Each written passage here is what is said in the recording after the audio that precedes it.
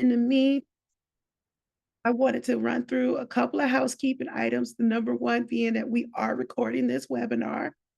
This is a Zoom webinar, which means we have a bit of a different functionality from a regular webinar. You all are muted and your cameras are off automatically. That is by design as a Zoom webinar. We're taking questions today via our Q&A function. You should see that at the bottom of your Zoom webinar as an attendee. There's a little box that says Q&A. And we'll be your host today through this important and timely conversation. Another housekeeping note, we have applied for AICP CM credits. The answer will be forthcoming as if this webinar is approved. So please stay tuned for that. Thank you all. And again, we'll start in 1 minute at 2:02 p.m.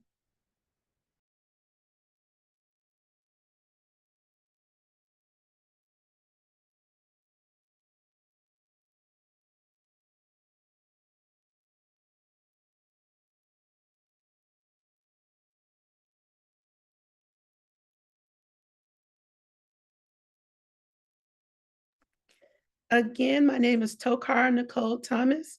I am the Director of Land Use and Development at Smart Growth America, and I'll be one of your hosts for today's webinar, Advancing Equity Through Planning. I'm going to go through a couple of housekeeping items one more time. AICP credits have been applied for and are forthcoming. We are using a Zoom webinar, so all questions will be directed to the Q&A function. At the bottom of your screen, you should say, excuse me, it should say Q&A. Please enter your questions there. We'll answer them throughout the webinar as we're able to, and then we'll have dedicated time for questions and answers throughout the rest of the webinar. And with that, we'll go ahead and get started.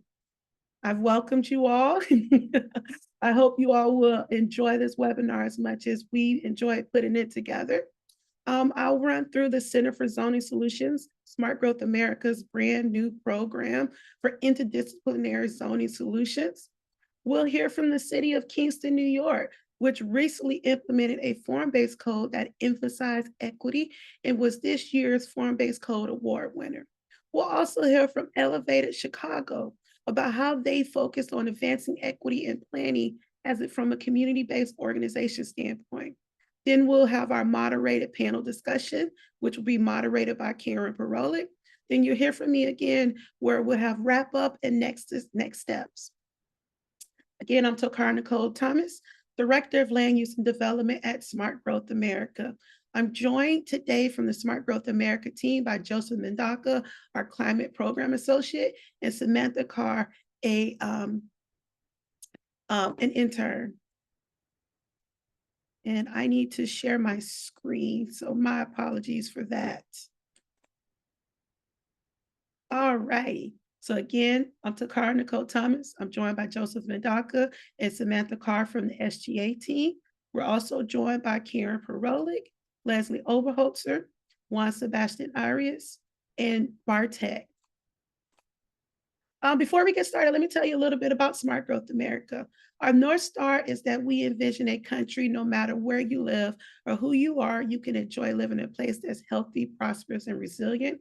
We're a national nonprofit based in Washington, D.C., but we are national, so that means we work nationwide.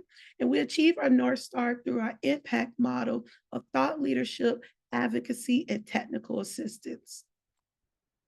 Our biggest priorities are climate change and resiliency, advancing racial equity, and creating healthy communities. Now, Smart Growth America recently stood up the Center for Zoning Solutions. Some of you all might be wondering, oh my goodness, what happened to the Form-Based Codes Institute? Well, first and foremost, I want to say the Form-Based Codes Institute, we sunset it and we stood up the Center for Zoning Solutions. We realized that we had an opportunity to meet the moment for zoning while still honoring our legacy and the great work we started with the foundation of the Form-Based Codes Institute. In short, the Form-Based Codes Institute, the name might be gone, but we've embedded those ideas and those that advancing that mission into the work of the Center for Zoning Solutions. With our vision is a country where every community has implemented equitable land use policies that support people to live, work, and thrive no matter where they call home. We focus on this mission and vision to advance the SGA North Star because we believe that we want to have zoning solutions that are implemented, not just a zoning solution that lives on the shelf, and that we have a community where every person can live in that community, work in that community, play in that community, in short, thrive in the community where they live and they want to live instead of, commuting from one community to another or something along those lines. Our priorities for the Center for Zoning Solutions. Number one, codes for today's communities. We want to replace inefficient and exclusionary zoning regulations to unlock economic, social, and health benefits for all communities. We want to see more housing in the right places. We want to implement effective policies to encourage mixed use development and diverse housing options to create thriving, well connected places. And our third priority is we want to support a people centered movement. Without people, our movements and our work is null and void. So we want to support and nurture people and create that movement so that they can provide residents, advocates, and decision makers with the tools to support this mission, as well as support zoning solutions for all and to advance their community's needs. So, what are some of those zoning solutions? So, zoning solutions are comprehensive regulations which advance smart growth. There's zoning and housing interventions to advance missing middle housing, infill, and affordable housing typologies. There are regulations, policies, programs, and strategies to facilitate mixed use and small scale commercial development. And finally, there's strategies to facilitate investment in civic and public benefits. We will accomplish this mission of the Center for Zoning Solutions via our impact model, which aligns with the Smart Growth America's impact model of technical assistance. For example, we'll partner with community-based organizations to advance zoning solutions that are applicable to their local community. We'll work with local and state government officials by providing technical assistance to create those zoning solutions at those levels to advance their goals, as well as SGA's and CZS's North Star mission. We participate in and lead thought leadership. For example, we recently posted the HUD Community Compass, Eliminating Zoning Barriers to Affordable Housing Guidebook. We have our Zoned In Economic Benefits and Shared Prosperity with Form-Based Codes report. We also host events and educational programming such as this webinar series, the Form-Based Code classes, and other types of thought leadership. And finally, we also participate in and lead advocacy efforts, such as collaborating with and integrating with Locust, our coalition of triple bottom line developers, Transportation for America, and the National Brownfields Coalition in advancing and creating a federal agenda. We also have an opportunity to scope out what it would look like for a federal zoning strategy. Finally, why do you need the Center for Zoning Solutions? Well, number one, the Center for Zoning Solutions is an interdisciplinary program of Smart Growth America that aligns health, equity, and climate. We advance that by advocating for supply and well-connected high opportunity locations. Via our interdisciplinary approach with transportation, will grow the number of well-connected communities. As we all know, they are at a premium right now. And then finally, we'll participate in that impact model of thought leadership, advocacy, and technical assistance. And as I said at the top of my remarks, we're not just starting the Center for Zoning Solutions from scratch. We're building from many years of leadership. That leadership began with the Form-Based Codes Institute Steer Committee, which created such really remarkable pieces of work as creating form-based codes, serving as a standard bearers for form-based codes, creating and advancing the form-based code award program, and producing a variety of thought leadership pieces. Again, we took that strong foundation and built upon that to create the Center for Zoning Solutions. And with that foundation, we're going to continue advancing zoning solutions that are applicable at all scales, including form-based codes.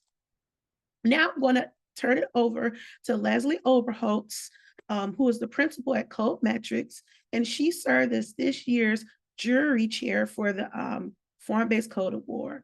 And I want to read a little bit of Leslie's background before turning it over to her. As I mentioned, she is a principal at Codometrics, a planning studio in Evanston, Illinois. With over 30 years of experience in urban design and smart growth planning, she works to promote sustainable development through the availability of alternative transportation and housing choices, the development of valuable places, and the preservation of community traditions.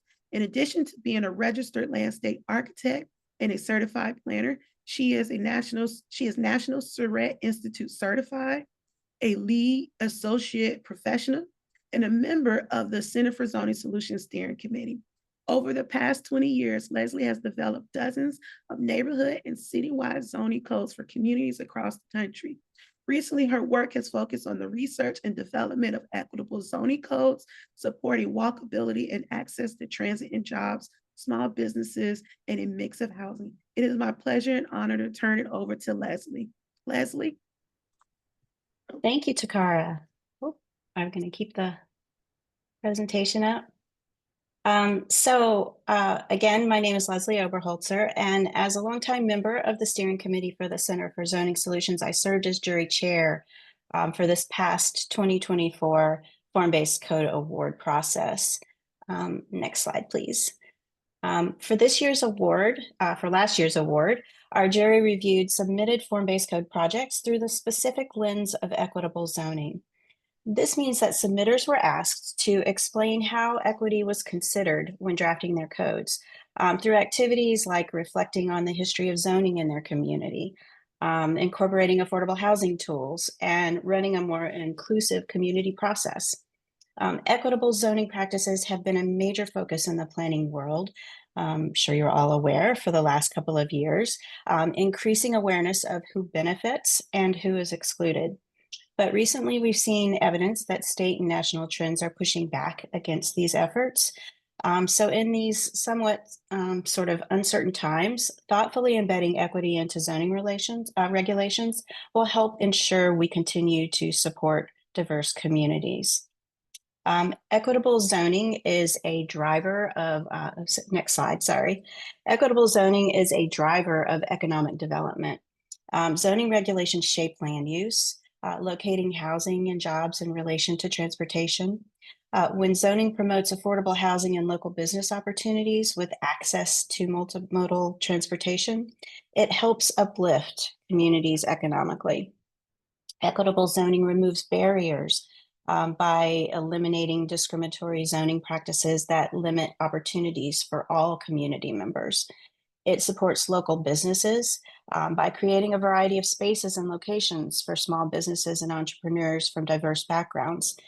And finally, demonstrating a commitment to equity can attract investment and support from diverse stakeholders.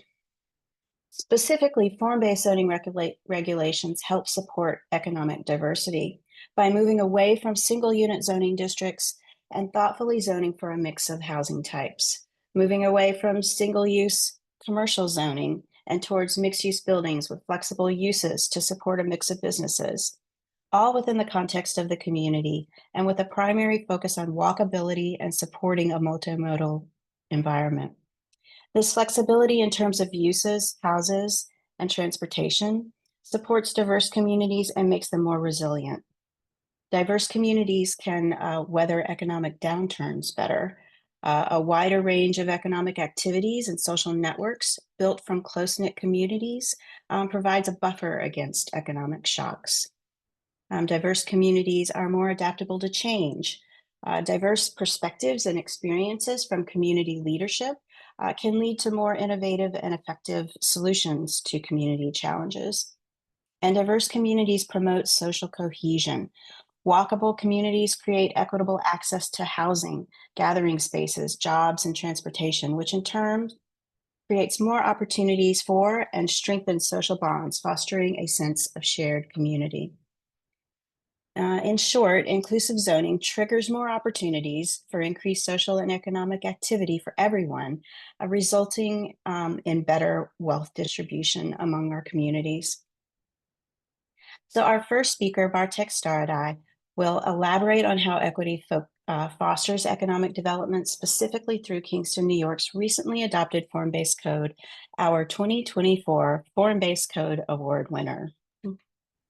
Let me say a few words about the jury's unanimous and definitive selection of this code. First and foremost, our jury felt the Kingston Code included all of the basic tenets of a well-written form-based code. The code itself outlines clear regulations, is well illustrated, and will result in positive, predictable outcomes.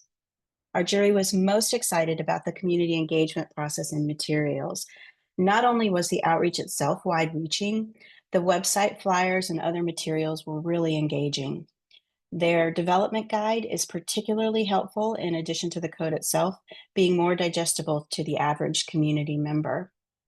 So let's get on with it. I'm happy to introduce Bartek, who is currently the Director of Housing Initiatives for the City of Kingston, where he leads strategic initiatives to improve the range of housing options for all residents. He led the city's successful 2023 action to adopt a new form-based zoning code and works to ensure the city will meet its goal of approving 1,000 new housing units by 2029. He also led the city's recent effort that allowed Kingston to become the first upstate community to opt into the Emergency Tenant Protection Act. Prior to joining the City of Kingston, Bartek served on the German Marshall Fund's Urban and Regional Policy Team, fostering transatlantic development initiatives for major U.S. and European cities. Bartek is also a founding board member of the Kingston City Land Bank. He lives in Kingston with his wife and 2 young children and is a native Polish speaker. Welcome, Bartek. Leslie, thank you so much for that introduction, and I'm thrilled to be here to present on the City of Kingston's form-based code.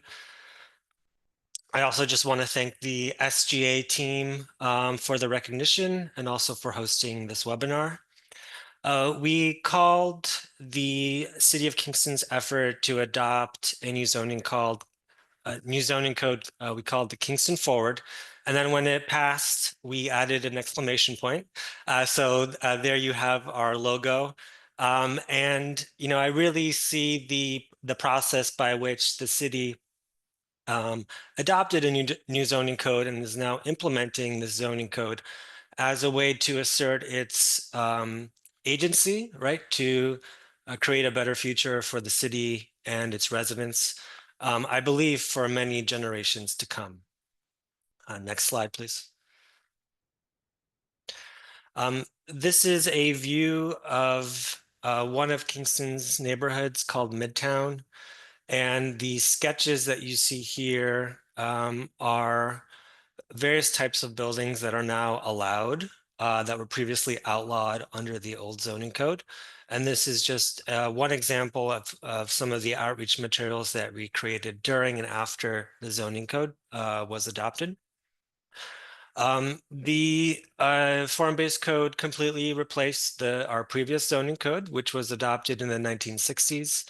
The code provides ample opportunity for infill, for vacant lots, height increases, and flexible uses.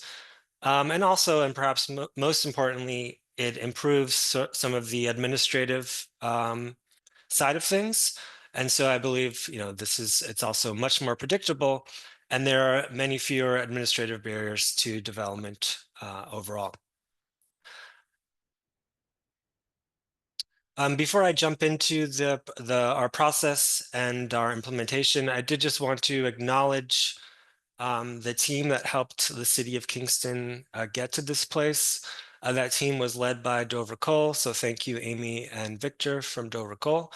And they led a team that included LaBerge Group, the Pace Land Use Law Center, Hall Planning, and Gridix. Next slide, please. I think for those of you that are not aware, Kingston is located about 90 miles north of New York City, roughly in between Manhattan and Albany. And I think you have to understand that our zoning code rewrite was driven in part by some of our housing needs. And I think for the better part of the past 20 or 30 years, housing was a topic that was largely ignored by the city, and because of actually a lack of housing demand, but that has all changed dramatically in the past 5 years. We are actually under a local declaration of a housing emergency that we passed in 2022. And so I think because of this broad consensus that housing is something that we need to pay attention to, now that's we're definitely not unique in this, right? Of course, but a lot of our zoning changes were driven by our housing needs.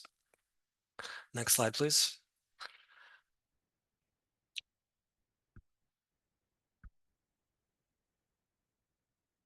If you could go back one slide. Yep. Go back one slide, please. Oh, go back. Sorry. Yep. Oh, there you go. Another important context is our old zoning code, which was adopted in the city's urban renewal area of the 1960s, urban renewal era. And so on the left, right, you see much of our waterfront was clear during this time. And this was also the time in which we adopted our old zoning code. And so this was a very traditional Euclidean style code. The city was divided up into R's and C's. Next slide, please. But many of the city's core assets have survived the passage of that zoning code. And so in the previous slide, one of the inspirations was this guide that was created by our historic association that cataloged the range of corner stores and neighborhood businesses that were once present in the city of Kingston. And so, right, historically, or in the city's bones, right, the city was mixed use. It was walkable, right? It always has been. It was a place where entrepreneurs could set up neighborhood businesses with relative ease. And you still see that in our built environment, right, where we have a diversity of housing types, diversity of neighborhoods. We still have some of our mixed use districts. And we have this urban form that's really it's pleasant to the eye, right? It encourages walkability, and all this good all those good things. Next slide, please.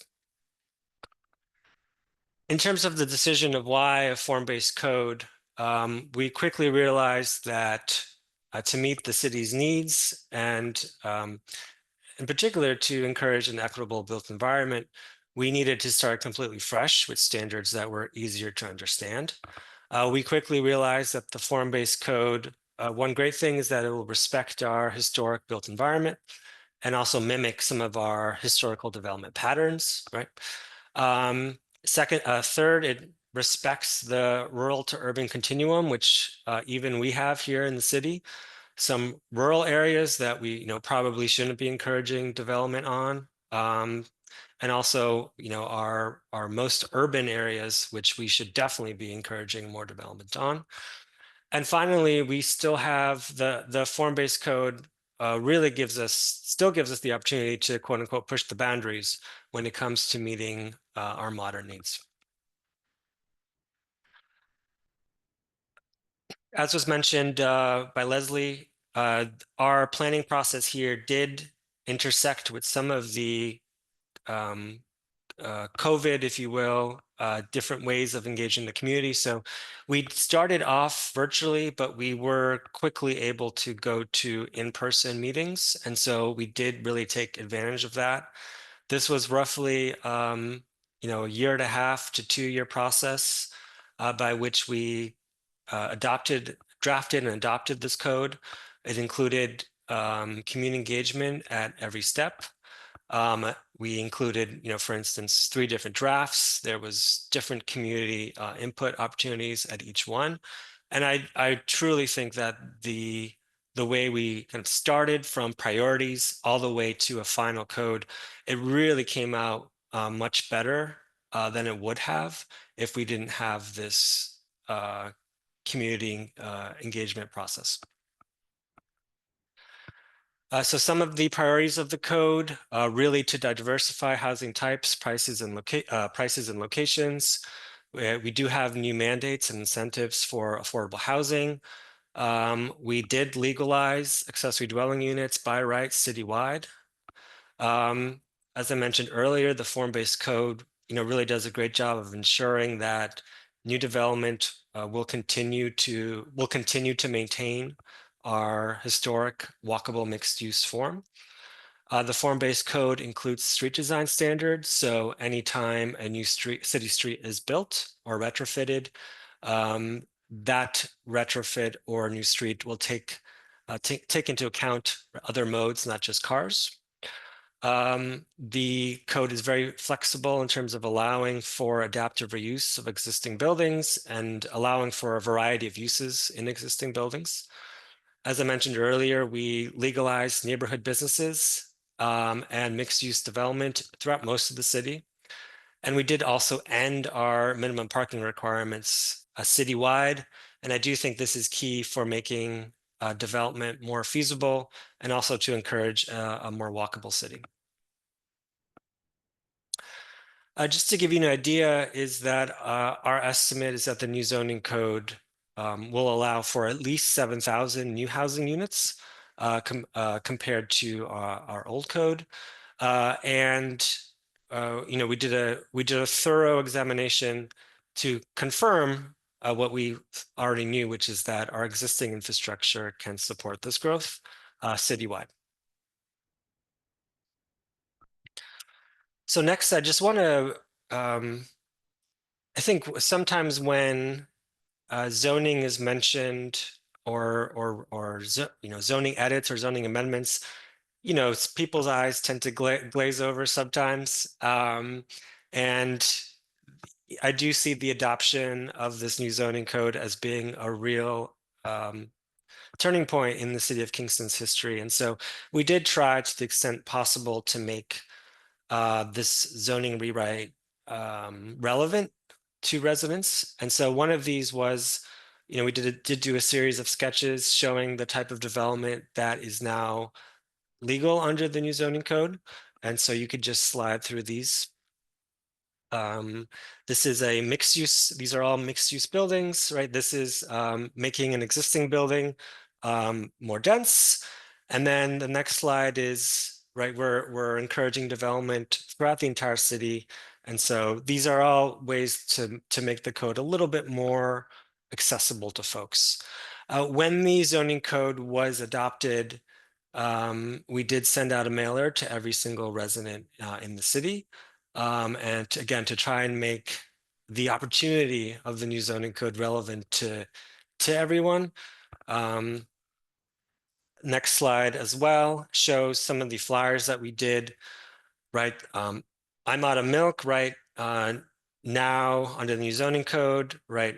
Pretty much most of Kingston will now be walkable to an area that allows for neighborhood businesses. Duplex for days and 4 or more is just our illustration of the fact that most of Kingston can now have duplexes and fourplexes built, whereas previously that was not allowed. And then we also created a development guide, which was a further way for us to elaborate on the intent of the code, and also to, if you will, hold hands a little bit more when going through the code. We were very focused during the adoption of the code to be as transparent as possible, and now post-adoption we are also trying to be transparent. And so Takara mentioned, or Leslie mentioned, our goal to approve 1,000 new homes by 2029 under the new code. We are being quite transparent in our progress towards that. And we are, as part of this, there's actually now a group of local citizens. We're calling it the local zoning working group, which is basically making sure that the implementation of the code stays on track. Next slide, please. And then in terms of the implementation, I think what's so exciting to see is that we have development happening at various scales. And so I'm just going, of course, we have mixed use development that has been proposed under the new zoning code, which I think embodies, the basic principle that we should be allowing for mixed use development in our urban districts. Second is that we have this Kingston Business Park, which was this very large site in the city of Kingston. And when it was established in the 1990s, there was this vision that there would be several large industrial tenants that would set up shop there, and that never happened. With the new zoning code, we now have the opportunity to look at mixed-use development on this large site within city boundaries. And finally, accessory dwelling units, I see these as perhaps the most democratic part of the zoning code because any homeowner can quite easily take advantage of the legalization of ADUs. And immediately after adopting the zoning code, we launched a design competition to make ADUs even more to get folks excited about them. And the design shown here is the winning design, which was done by Demo Architecture. And then finally, I showed an image at the beginning of my presentation of one of our urban renewal sites.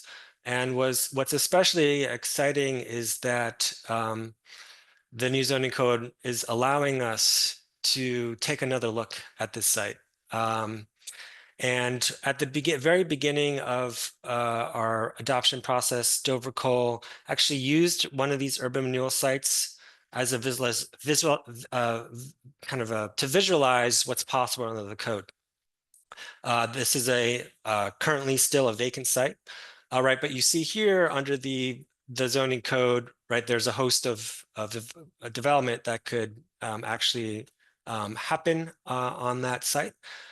Next slide, please. And sparked by that discussion and also the new zoning code, the city's actually using eminent domain to take that site back. And so we believe it could support up to 200 new housing units. And this was a conceptual view that we developed for what that could look like. Okay, so this is my final slide, and with just a few lessons learned. The zoning code, because it's easier to understand and also allows for development of varying scales, it really puts the position in a position to empower and work with all types of partners, be it private developers, nonprofits, etc., at varying scales to meet our housing goals. I think previous to the code, the only type of development we were seeing was, these big traditional light tech projects, which is great. And there's certainly, I hope we have more of those and we'll continue to encourage those. But it's great to now be in a position to, work with someone that's developing a duplex or a fourplex. It's quite exciting. Of course, having the right zoning is essential, but not a panacea. And finally, the zoning code should be seen as an evolving document that changes with the city's needs. And I think now, right, the city will not let a zoning code grow stale as it did for 60 years, right? We need to be looking at it constantly to making sure that it's keeping up with our needs. So with that, thanks so much. Thank you, Bartek. So I will introduce Juan Sebastian Arias, the Executive Director of Elevated Chicago, a multi-sector collaborative of residents, community organizations, artists, developers, activists, and city officials that promotes more equitable development of public spaces, buildings, and vacant land around Chicago's public transit infrastructure, also known as Equitable Transit-Oriented Development, or ETOD. A proud Chicago native and son of Ecuadorian immigrants, Juan Sebastian grew up across the northwest side of Chicago.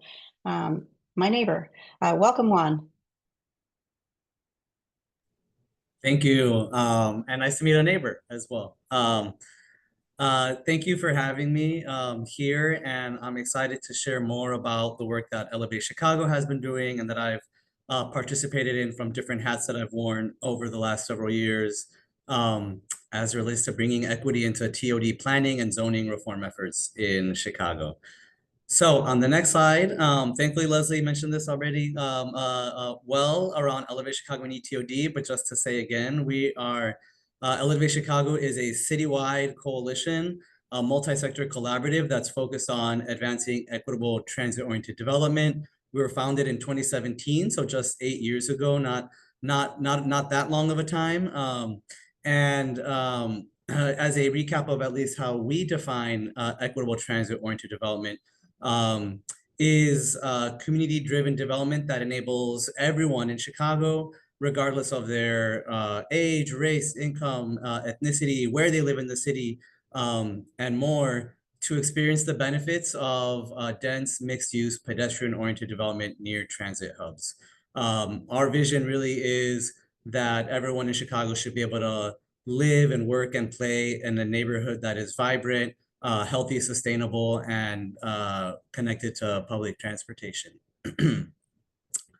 On the next slide, just to give you a little bit of sense of who all makes up Elevate Chicago, our coalition, we have, and a lot of these organizations may not be familiar to you folks, but just to give you a taste, we have community-based organizations, we have policy and research groups, we have individual artists, we do have affordable housing developers, philanthropy, CDFIs, etc. Over 100 different members that are involved in Elevate Chicago in different ways. And what you see right here is our core steering committee, our the core members of our coalition. So I'll start just giving a little bit of context and to tell you to help share the story of Elevate Chicago's origins, why we formed as a coalition. But first, to start with some basics on Chicago, city of 2.7 million people, over 77 community areas, which are not technically official designations, but commonly used. And that includes over 200 different neighborhoods. Significant, one of our assets is the diversity, racial and ethnic that we have. And there's also a long history of segregation, both by race and class in Chicago too. So we're definitely grappling some of these historic and systemic inequalities. And we are also, we also have the benefit of being a transit-rich city. So we have over 146 train stations and over 11,000 bus stops. That's sounds like way too many to even count. And if we go to the next slide, just to go back or paint the little bit of picture, and I think, or if you can go back one, I think this skipped. We'll see how, or sorry, in the back previous, no, I think that's in the other direction. Yeah, thank you, there, with that, yes, thank you. So here, just to say a little bit more about what how inequalities look at Chicago right now. On the left is a racial dot map from a few years ago now, but that shows how deeply segregated Chicago is. And this shows up in other ways. We have between different neighborhoods, we have up to 25-year life expectancy gap.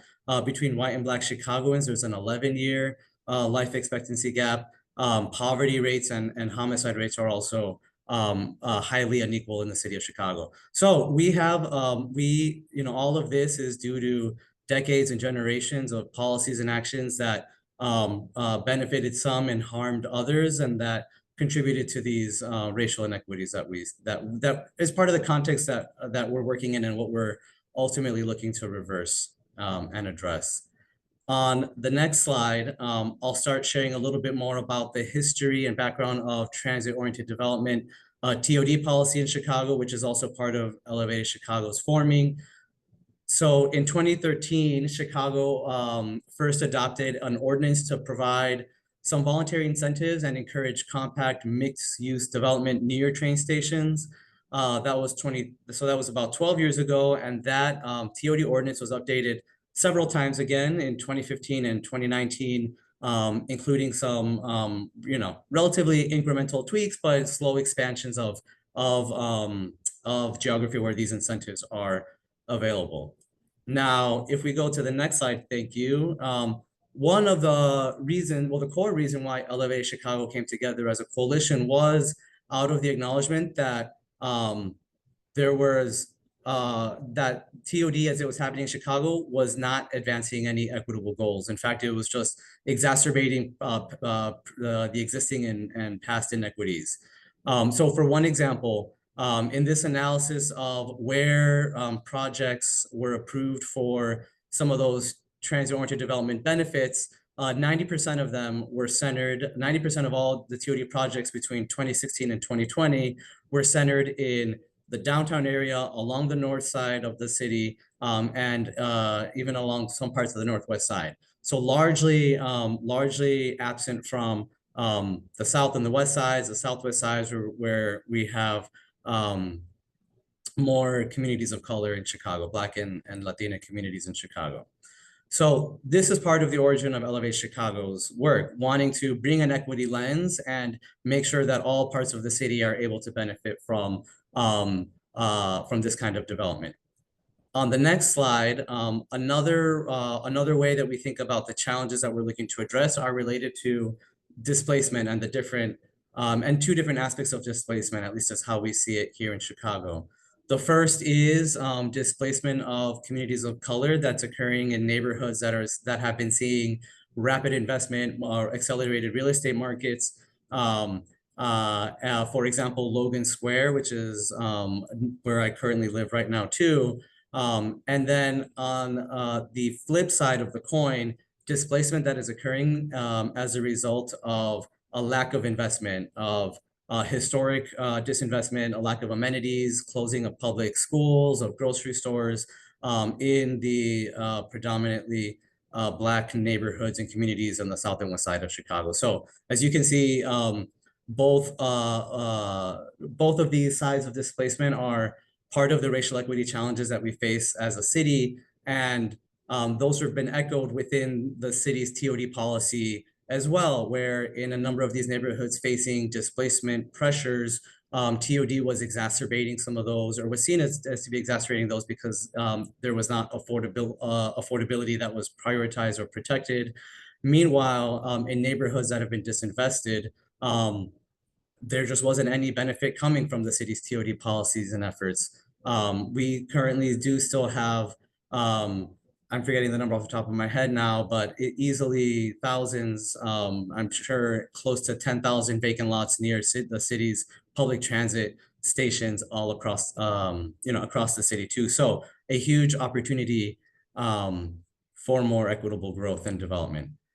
On the next slide, I'll tell a little bit more of the story of how we got to this, but all of sort of in that context of the history of Chicago's TOD policy and some of the challenges that we were looking to address as a coalition around bringing equity to TOD, we were able to advocate for the creation of this equitable transit-oriented development policy plan.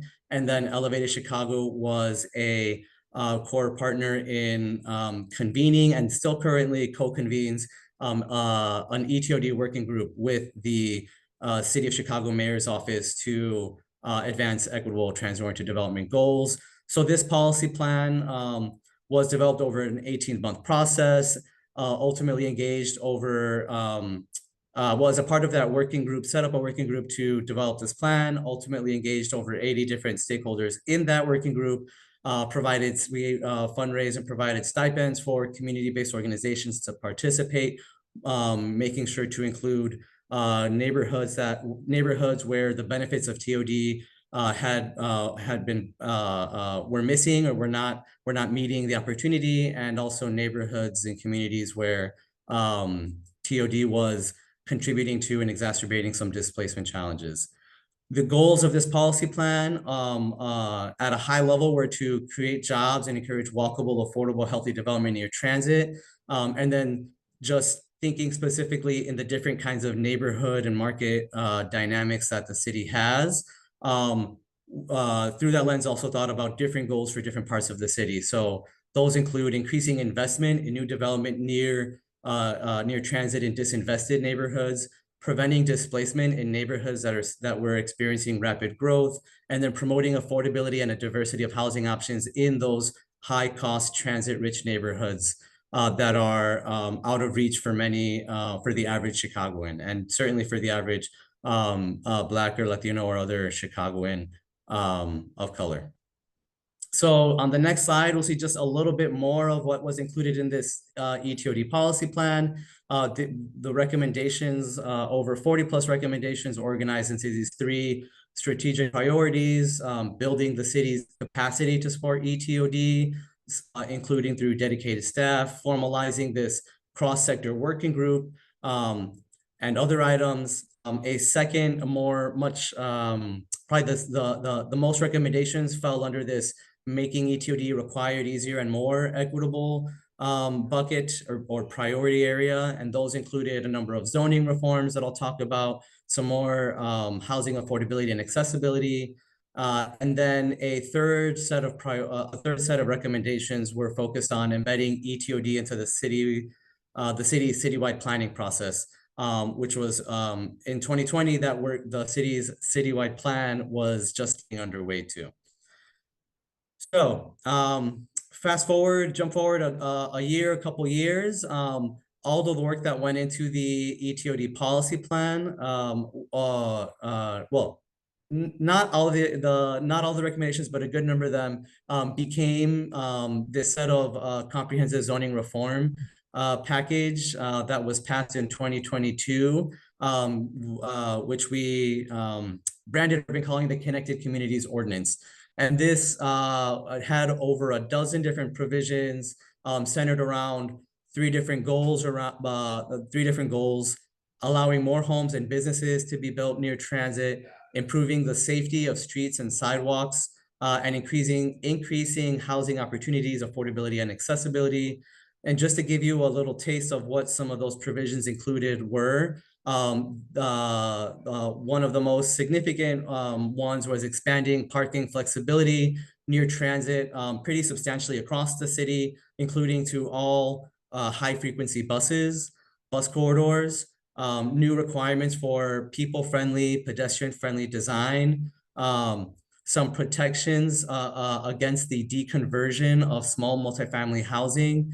And so this is a trend in Chicago that we see a lot, is the conversion of 2 flats, 3 flats, 4 flats, which we do have a good stock of, into single family dwellings, single family homes. And so we're seeing a loss of naturally occurring affordable housing. So this also included some protections against those deconversions, some new incentives for affordable and accessible housing. And finally, at least just from these example provisions, a new process that would ensure a city council vote on development proposals that have some affordability. I'm going to go through the rest a little bit more quickly. On this slide, we'll just give you a little visual of the footprint of how we expanded some of these zoning incentives for TOD. So 29% of the city is now eligible for minimum parking reductions, which was an over 50% increase. And what's not on here is also that there's just several other new incentives and requirements that are now available in other parts of the city too. So it's actually a little hard to quantify. To tell the story, I know I was asked to talk a little bit about the partnership that Elevate Chicago has had with the city. And I'll go over this pretty briefly, but 2017, we were founded, formed our governance structure, a leadership council that included city representatives. In the January 2019 TOD ordinance update, Elevated Chicago advocated for a requirement that the city develop an ETOD policy plan, which I just talked to you about. The city formed an ETOD working group in the fall of 2019. We can go to the next slide. Met over the course of 18 different months, developed that policy plan, which was ultimately a final version of which was adopted and approved by Plan Commission in 2021. And then got to work in implementing that plan. You can see some highlights here on this slide. and started working on this what ended up becoming the ETOD ordinance, including doing a racial and health equity impact assessment of those provisions. On the next slide, you'll see in July 2022 is when the Connected Communities Ordinance passed.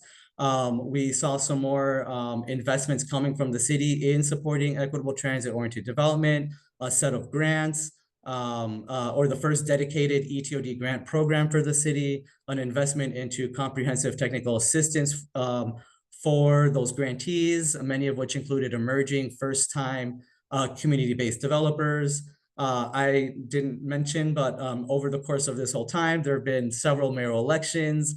We have benefited from the coalition of Elevated Chicago, often being tapped and included in different transition reports or transition committees, and often at different points joining the administrations as they formed. And so I really do want to highlight that power of having a set of that collaborative of different leaders across the city to help carry the torch forward for ETOD, even as there are political administration changes.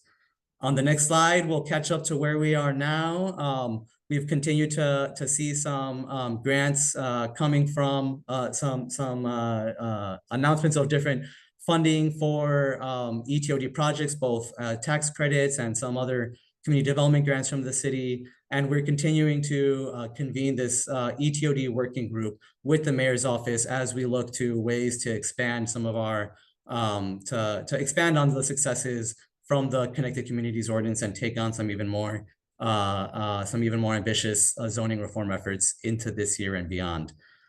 Last slide, I believe, just a couple lessons that we have also learned. A big one is how critical collaboration is, investment in relationship building and trust building that really lays the groundwork for this kind of sustained efforts to change systems and change policy.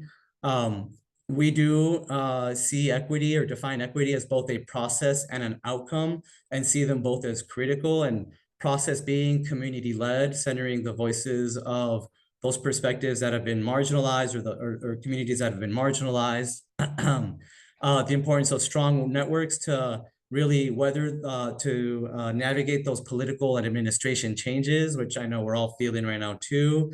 And then last, I didn't highlight as much of some of the communications and storytelling efforts that Elevate Chicago has really invested in too. But I think Bartek mentioned this, or I think someone else has mentioned this earlier too, that we know zoning and land use is a very wonky and technical and often hard to really engage people and really help or really get residents to understand or to see the benefit of why they even should care. And so communications and storytelling we also see as important for meeting people where they are and then building support for these common goals. Happy to say more as we get into Q&A, but I'll leave it there. And thanks again for having us. Yes, and you can see our website and how to follow us on all social media here. Thank you.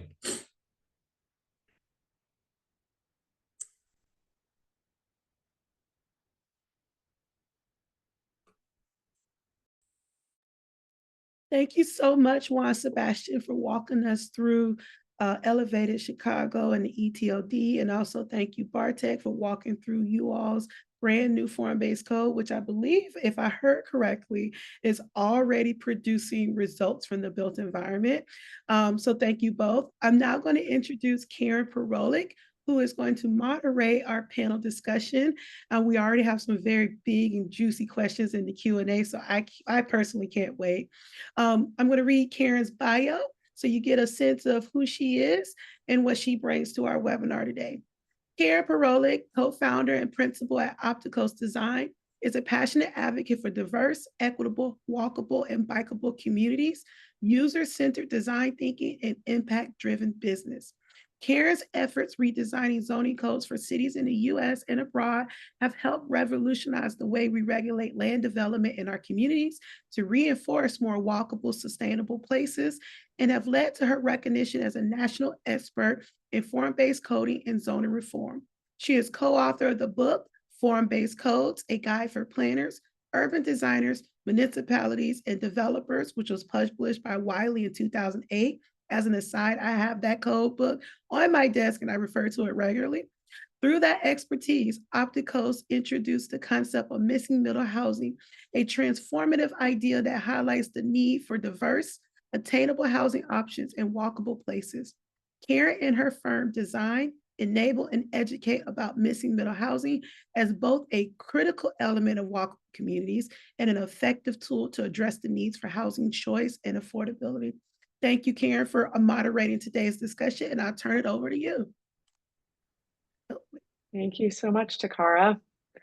Bartek and Juan Sebastian, that was amazing. It was really lovely to hear about all of your projects, and congratulations on your successes. It is hard to make successes happen in this day and age, especially in the built environment. It takes a very long time. So I think that's fantastic. And Bartek, particularly congratulations to you and the entire team. I know you mentioned Amy and Victor and your entire team that worked with you on that. So congratulations to everyone for winning the Form-Based Code Award this year.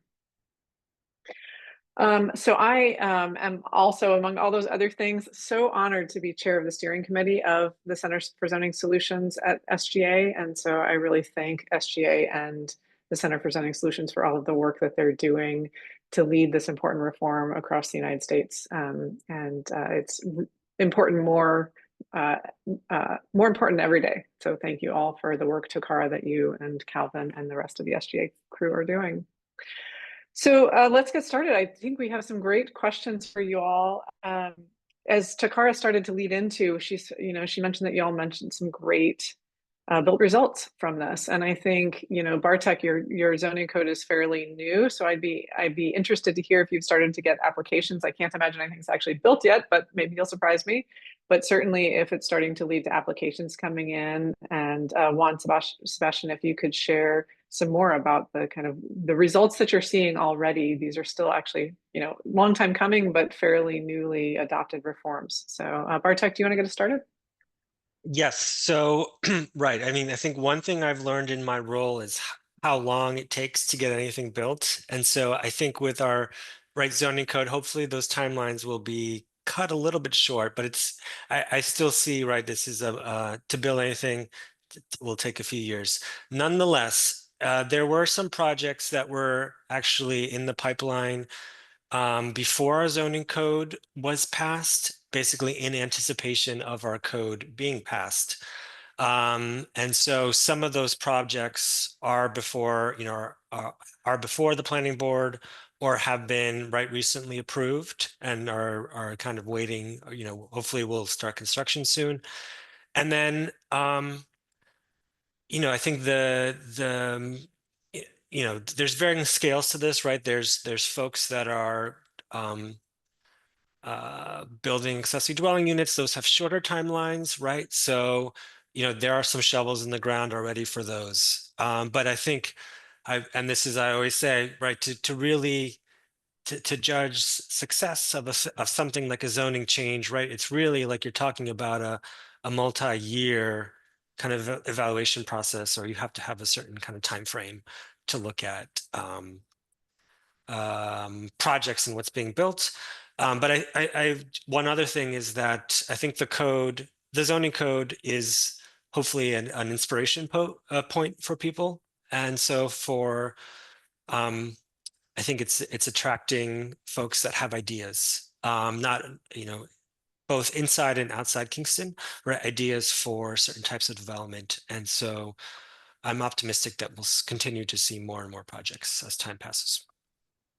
That's great. And before we move over to Juan Sebastian, I'm curious how, why is equity such an important priority for your community, and how are you seeing those built results tie into your equity focus? So I didn't really go into the demographics of Kingston much in my presentation. We are the only city in the county, in Ulster County here in New York, and we are by far the most diverse community in our county, and really the only urban community in our county. And so, you just have to take a look at the demographics of Kingston, some of the past very clear injustices that were done, right? Especially in the 1960s. And so I think that was really the impetus for thinking about equity in the context of zoning. And then I think one of the things about our code is that, development is possible citywide. We're not just focusing in development on one neighborhood, right, or one or two neighborhoods. And so what I'll be looking at as time passes is to make sure that there's development happening in each neighborhood. And so I think that is going to be really important as we go forward. Great, thanks for sharing. Juan Sebastian, how about in Chicago? It's a much different scale. And one of the things I do want to point out is I love about this webinar is the very different scales of these two communities and the different ways that that they're approaching development. So yeah, tell us some more about Chicago and what you're seeing happen. Yeah, happy to. And I did have a couple slides towards the end of my presentation that had some pictures of some examples. So if it's possible to get those up, we can look. But in the meantime, I would say that I think I agree. This is a fun comparison because they are very different approaches too. And in Chicago, we did less of a wholesale rewrite. No, there was not a rewrite of the zoning code, right? It was and even within this connected communities ordinance, there was one big piece of it was an expansion of the applicability of some parking flexibility, making that process easier so that new developments could more easily get down to reduce how much on-site parking that they build. Here we just have a couple examples of some of the projects that have benefited from this policy in the past. So here up you see on the right-hand side, you see a formerly vacant city-owned lot right next to a Green Line station in the south side of Chicago. That is now that has been redeveloped into 100 units, 50-50 mixed income apartments with just 15 parking spots. That's that completed building on the right in the image, and then across. Just on the other side of the train, there is the phase 2 of that development underway too. So we certainly are seeing more of these kinds, or we're seeing, or I should say, I don't have, and we have, the city has not yet done some kind of a comprehensive assessment of the impact of the Connected Communities Ordinance, but the kind of flexibility that was expanded to many more parts of the city allows for this kind of development to happen too. Similar to that, or in that vein, I know we've been hearing many anecdotal examples of different community development projects that we support in various ways that were able to get to their opening because they realized that they had some more flexibility on the parking mandates that currently exist in the zoning code as a result of the expansion of that in the Connected Communities Ordinance. So in the bottom left here, we see 2811 West Fulton is a small commercial office space, has 4 different buildings in East Garfield Park, another a community in the west side of Chicago as well. So, we're seeing a lot of those kinds of examples. There are a number of other projects that have benefited from some of the city's funding for ETOD. Here are just 2 of them. One is a co-op grocery store in Rogers Park on the far north side of the city. And then this Starling by Dual Development is a community gathering space, has a coffee shop. It's the first new development, and I want to say over 60, 70 years, and on that street in that commercial corridor, and was also benefited from some of that parking flexibility too. So we are seeing lots of these examples as well. That's fantastic. Thank you for sharing. It's really exciting to see. And it makes me think, this difference between, the small rural towns, mid-sized towns, mid-sized cities, large cities, and then the state, right? And some of the things that you're talking about in Chicago are things that we're seeing statewide in other places, right? The lowering parking requirements, enabling ADUs, right? And then Bartek, I think the things that you all have been able to accomplish in Kingston are much more fine-grained. When you think about a small town like that, the impact of one project can really change the whole community in a way that a city like Chicago can weather a lot more variation in building. So I think that's an interesting point between the two projects to consider.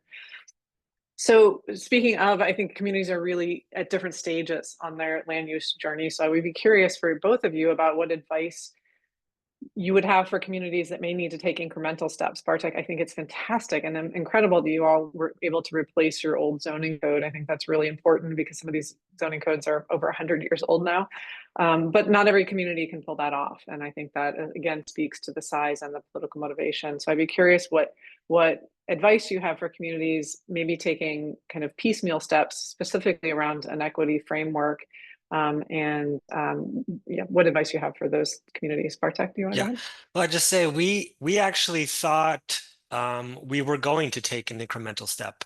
And so in 2000, it was 2016, 2017, all right, we began the process of looking at our zoning code, our old zoning code, and seeing, how can we amend it? And we actually started to go down that path a little bit. And there was a certain point where we realized, oh no, like we need to throw the whole thing out the window, and that's what we did. But I could definitely see a scenario in which there could have been steps, some interim steps taken. We could have lowered our parking minimums a little bit, right? We could have reduced the size of our R1 single family zones a little bit, right? We could have expanded our mixed use overlay a little bit. And so these would have been incremental steps towards where we are right now. In our case, I think we had it was a political opportunity, right? A moment of crisis, right? Because of our housing crisis, where the zoning code was able to be adopted. We were able to leave behind our old one. But certainly there are many incremental steps that we could have taken as well.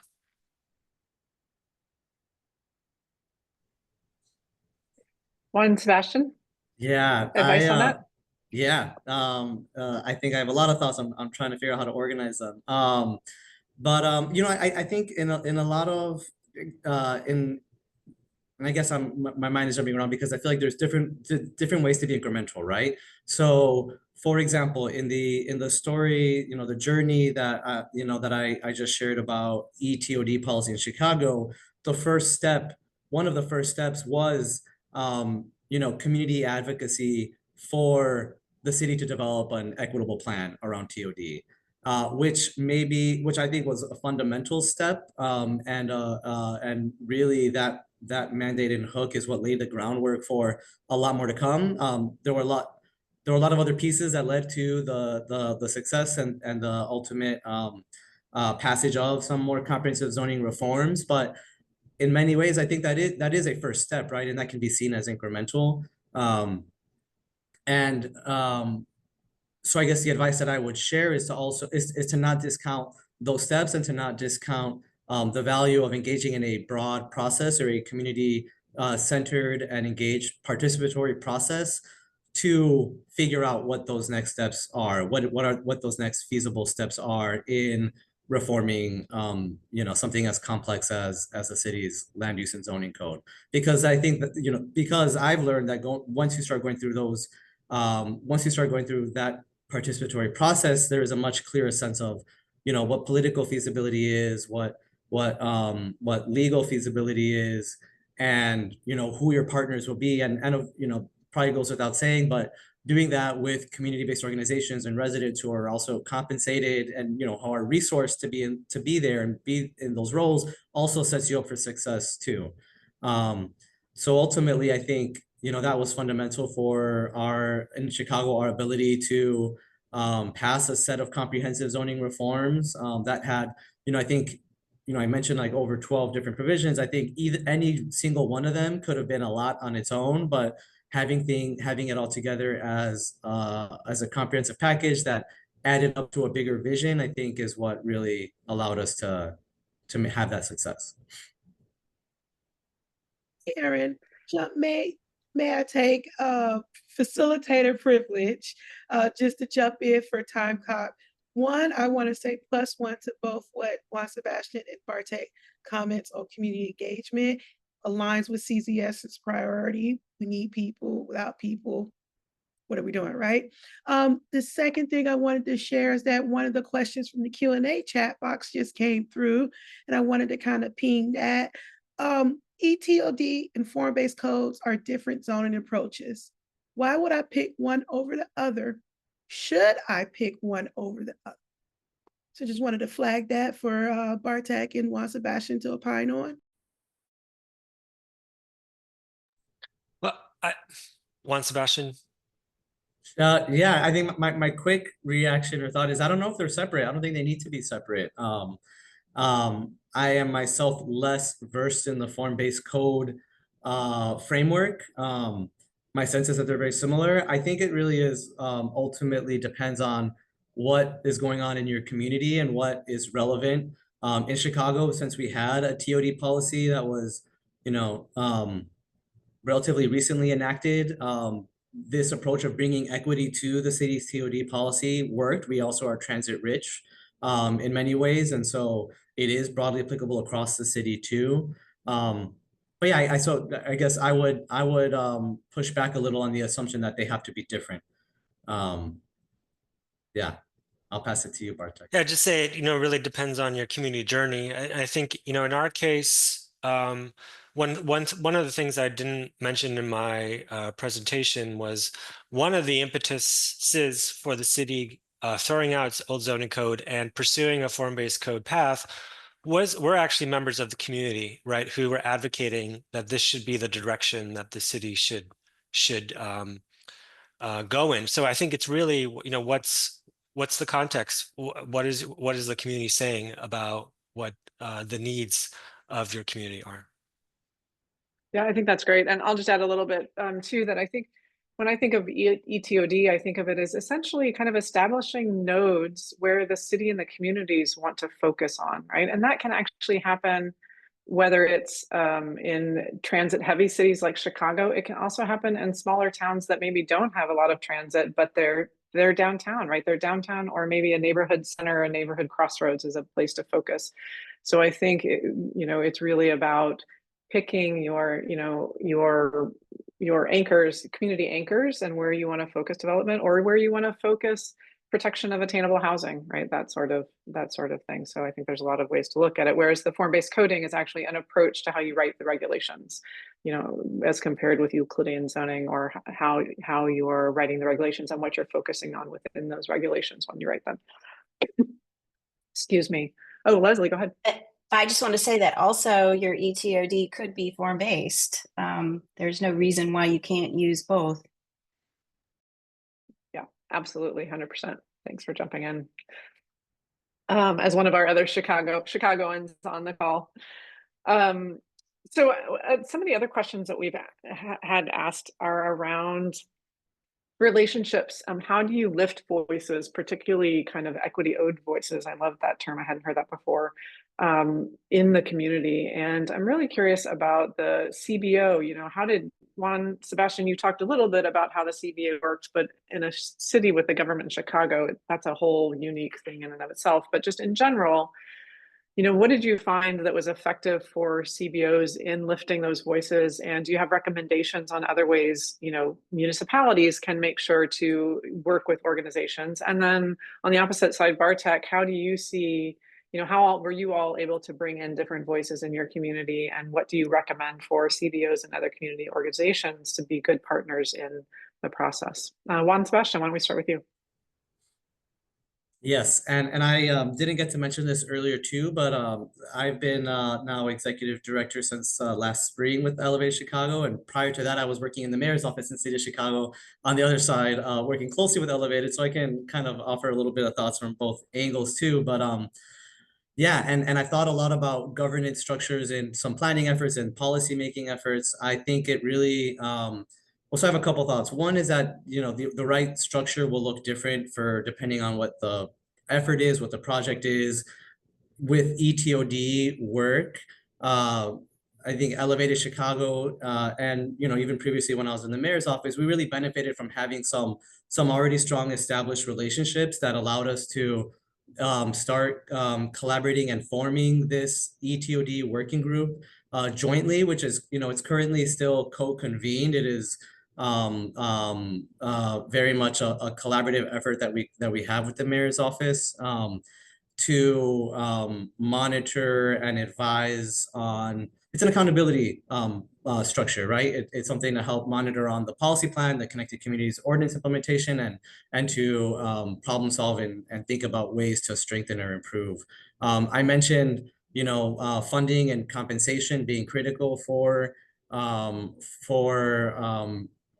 ensuring people are able to, for valuing people's time, especially for community leaders or residents who are not compensated often at the same levels as other sectors or institutions.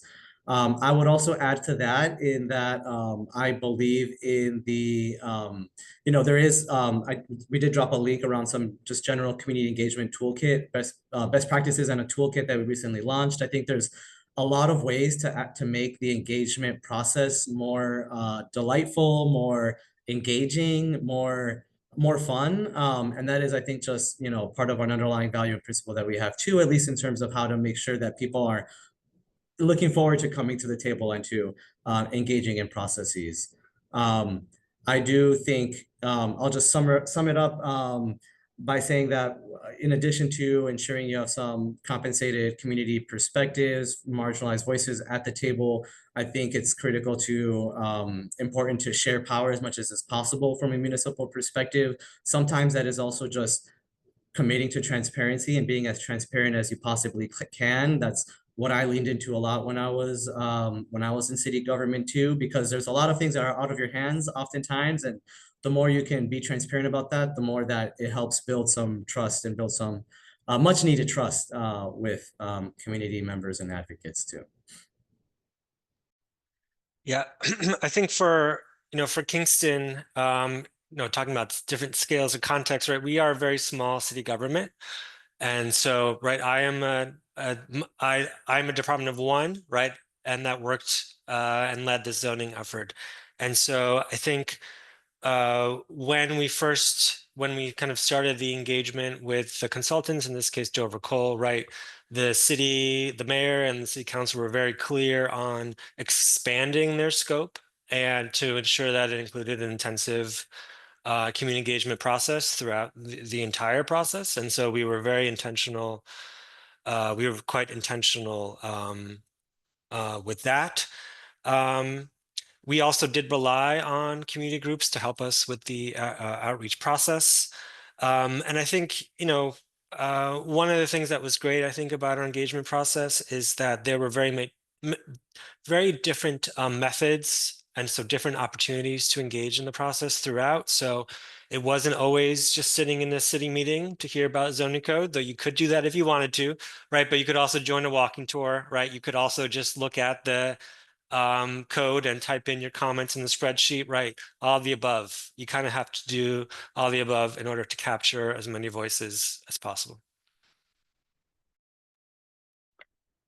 That's really helpful. I really appreciate that. And I think one of the other things, that really resonated with me was when I heard Sarah Bronin from who at the time was with Desegregate Connecticut, and they were talking about some of the zoning work that she had done in Hartford.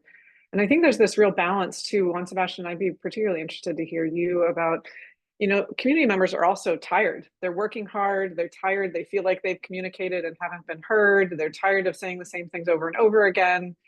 And I personally feel like CBOs and other organizations like that are a great way to carry those voices, to say, we hear you, right? We hear you, and we will do the work to try to get this through the process, right? And when you have great organizations like Elevated Chicago who can build that trust in the community and then partner with the city, it feels like that, especially in some of the larger cities, that's a really important approach. Can you speak to that, Juan Sebastian? Yeah, definitely. And I 100% agree that that's part of the value that our collaborative, our coalition is able to bring, because we also don't have, we're a small staff. We don't have those on the ground resident relationships with a lot of, with a broad resident constituency, but we do have community-based organizations that are part of our steering committee, that are co-chairs, that that do have those deep relationships in Logan Square, in East Garfield Park, in Washington Heights, for example.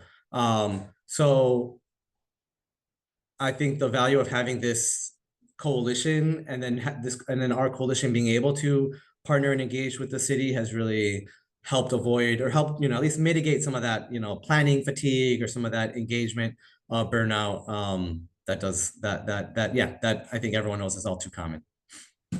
Thanks for sharing that. I think it's really, it's a lot for municipalities to hold, right? You have to make sure that people who haven't been engaged, who haven't heard of this before, that you are being transparent and making sure that you're reaching out to all those new people, or people that just haven't been thinking about this in the past, and also honoring those voices that have been talking for a long time about what they need to see happen. And so I think it's important that we talk about both of those things whenever we're talking about community engagement. There's an alternate question, which is, what happens when there's outside influences that want to develop in areas that, the community doesn't want development? How do you handle those sorts of things? Either of you have a response for that? I just say we went through this 2-year process where we, to the extent that we could, heard from the community about what kind of development we want to see in our city and where we want development to happen. And so I think now we have a document that we could really stand behind and say, this is our vision. And so, yes, there's going to be development in every neighborhood. And this is probably, because it's a form-based code, this is what it's going to look like if it does happen. And this is the number of, this is how it's going to look in relation to the street, right? And so, yeah, there certainly could be outside influences that will be starting new development projects. And this is what we want, right? This is the kind of vision we have in our city of Kingston. That's great. Thanks for sharing that. And I did want to mention, I know we haven't been able to get to all of the questions. We're nearing the end of the conversation, maybe time for 1 or 2 more questions. We have kind of picked questions to really focus on the expertise of Bartek and Juan Sebastian. We know there's lots of other questions out there, and we hope we can all continue the conversation of this, long work. So thank you everyone for submitting your questions. And we apologize if we couldn't get to them all. Bartek, I did want to take a minute. Hopefully this is the second to last question. Takara, I am watching the time closely, but you mentioned form in your answer there, and I think that, to me, that's a really interesting difference between something that a city the size of Chicago tends to focus on, and kind of I mentioned earlier the kind of the difference in buildings that a city like that can manage versus a smaller town. And you mentioned in some of your priorities that ensuring that the new development contributes to the city's urban form and designing streets for everyone, and the role a building plays in shaping that street. Can you talk about kind of how important it was to use those form-based approaches to zoning in your community, as far as that kind of pushback, and the concern about developers coming into the community? Right. So we are New York's first capital, right? Before Albany we were the first capital. And so we were, founded by the Dutch. And so we have this very kind of historic streetscape that survived, urban renewal. And so I think at the same time, right, though we have these very aggressive housing goals, right? There's broad consensus that we need to allow more development and more units everywhere. And so I think by adopting a form-based code in particular, we could kind of meet sort of the quote unquote historic preservation needs of the city, and also the need for the city to change and grow. And so, right, I can't tell you how many times, right, a council member leading up to the adoption of the code, I've heard from some concerned neighbors, right, that they don't want, a fourplex going up in their neighborhood. I've assured them that, the code is a form-based code, but could you explain to me what that means? And I would, hand draw them, right, or send them a diagram of like, these are the things that the code controls. So yes, we're allowing for 4 units, we're allowing the community change, but that final building probably, isn't likely to look much different from their own house. right? You're not really going to be able to tell that there's 4 units in there, right? Or 3 units or 2 units. And so I think that the form-based aspect of it was very important, really, and for us to be able to adopt what we ended up adopting. Which sounds like it was really critical to getting the community on board with allowing Yes. so much more housing to be built in the community, right? Yes. Is that correct? That's So, correct. Takara, I'd love to get in one more question, but I think we're at time. Let's go for one more question. Okay, I think I'd love to just ask a wrap-up question around how did housing affordability fit into all your approach to zoning reform? Bartek, do you want to go ahead, and then Juan Sebastian, you can bring us home? It was everything that the code was about housing. And, I'm not the director of planning, right? I'm not the head of public works. I'm the housing director. And so I think that speaks volumes to the city's priorities and, why the code was in my department versus another one, because I think the code would have looked very potentially a little bit different if it wasn't so housing focused. That's fascinating. Juan Sebastian?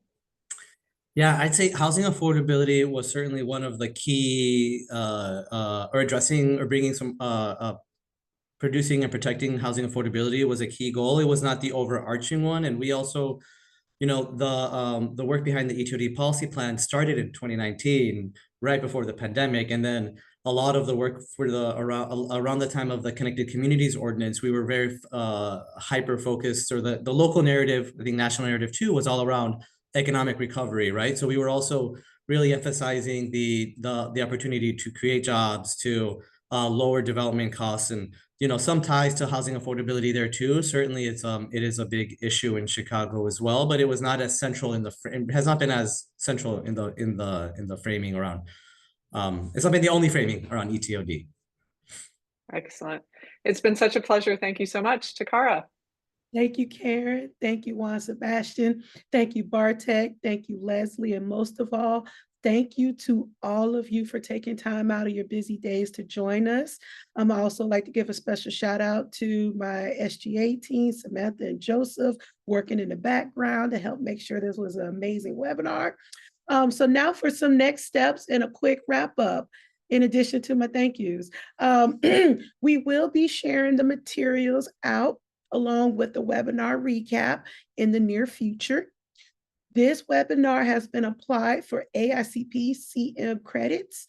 If we are approved for those CM credits, that will be included in the webinar recap, that being the instructions on how to obtain those CM credits. We also have recorded this webinar. As part of that recap, we will do some light editing just for continuity purposes and to kind of clean up some of the slide mishaps on my part.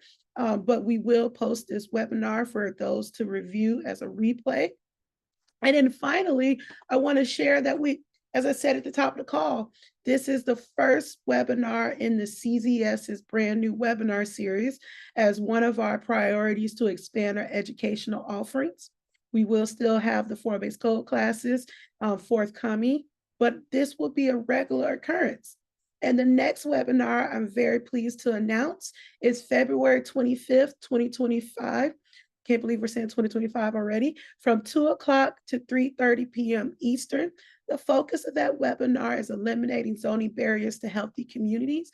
And while this will be primarily a conversation focused on how land use can create healthy communities and eliminate barriers to healthy communities via zoning, excuse me, and to help address healthy inequities that are a result of zoning, focused on community-based organizations and how they can partner with us to advance mission-aligned work under that realm.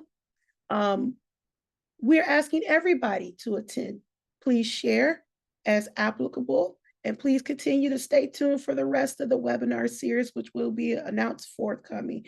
We anticipate having a total of 7 webinars over the rest of the calendar year. Again, thank you so much. We really, truly appreciate your time. We appreciate the time and talents of our esteemed panel, and we will share out the AICP credit information Once we are aware of that status, the webinar recap, the webinar recording, and any relevant materials will be shared as well. Thank you again, and enjoy the rest of your day wherever you're joining us from.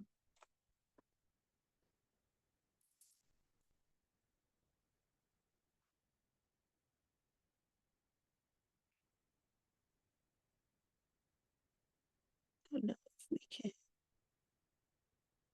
Oops, that here on the stream.